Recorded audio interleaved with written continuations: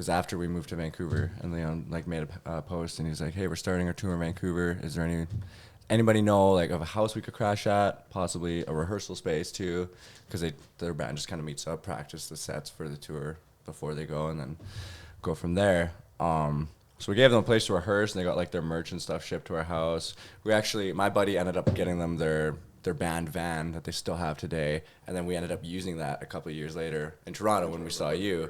So that was their like, band. That was the van that my buddy got them in Vancouver. Yeah, and that's like when the relationship with me and Leon really started. I think he just kind of saw that I had some hustle or whatever. But a year after that, we started writing together, and then I went to Toronto in 2019, June, I believe, or 2020, 2019. 2019, even 20. Well, it was Brett was with us, right? Yeah, so it must have been 2019. Must have been. And then I went to June. Yeah. I went to Toronto to work with Leon there and write some songs with him, and the network just kind of like expanded a bit from there. Like we were originally talking about doing some songs with Ian from Billy Talent. But it's funny because when we were at Ian's house during that trip, we were listening to some of our music. Like Ian from Billy Talent looks crazy. Like he's a fucking phenomenal musician. Like top-notch Canadian musician. And I was in his fucking living room. But we were listening to our music for some reason, and he was like, "It sounds like Sum 41." And I was like, "Fuck yeah, I love Sum 41." And like I never really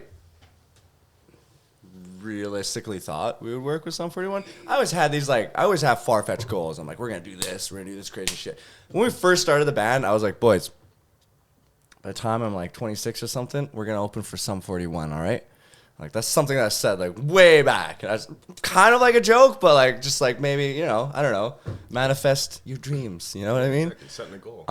Yeah, and then from there on, so after I worked with Leon in Toronto, we went on a little tour with the Lazies at the end of that year. So that was like, was that 2019? Yeah, it was the end of 2019. Yeah, in like November. And then we did 2 shows or 3 shows with them in like Alberta when they were playing there.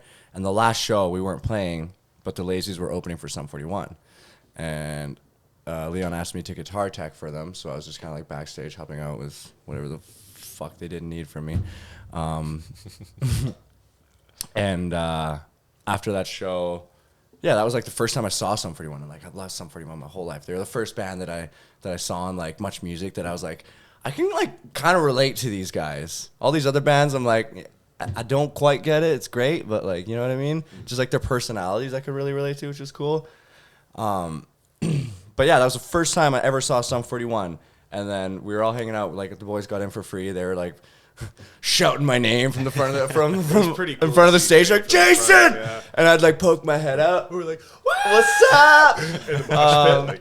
And then we went to the hotel room that night where like the after party was happening or whatever, and Cohen showed up. And like I probably had an opportunity that night to like go up to Cohen and be like, "Yo, like I'd love to work with you or whatever," but I was fucking on another planet that night. So I decided not to. Fucked out of my mind somehow. I'm not sure if I can say that. Whatever. I don't give a fuck if you want. Fucked out of my mind. And I was like, no, if this opportunity is going to happen at some point, it's not going to come from this moment right now. And then a month later, we actually got to see them again on my birthday, the day after my birthday. And that was like the second time. And like in a month, we got to 2 Sum 41 shows for free. And it was just kind of like, okay, this is interesting. Do you need a bigger nudge? Yeah, right. And then Leon was like, I think Cone, like Leon had a relationship with Cone from Sum 41, the bass player, who's now our producer. And he's like, I think Cone would be a great producer for you guys. And he started sending him some of the tracks that we worked on. And Cone was like, this is fucking great.